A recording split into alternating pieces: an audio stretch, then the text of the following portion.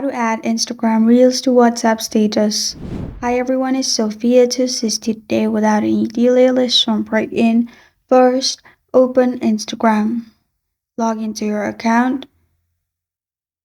Then search for the reel you want to add, or if you want to add your reel, simply go to your profile located at bottom right and then select one of your reels that you want to add. After that, you'll find arrow-like option at the bottom beside comment and like section.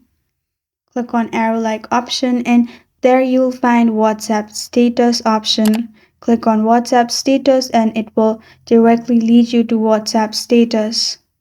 If this does not work, click on three dots located at top right on the video and do not turn off downloading. Turn on downloading and from here you can simply download the video and open WhatsApp, directly add to WhatsApp status. This is how to add Instagram Reels to WhatsApp status. Thank you for joining me today. If this video helps you out, please leave a like and subscribe for more. Got a question or want to suggest the topic? Comment below. I am Sophia signing off. Until next time.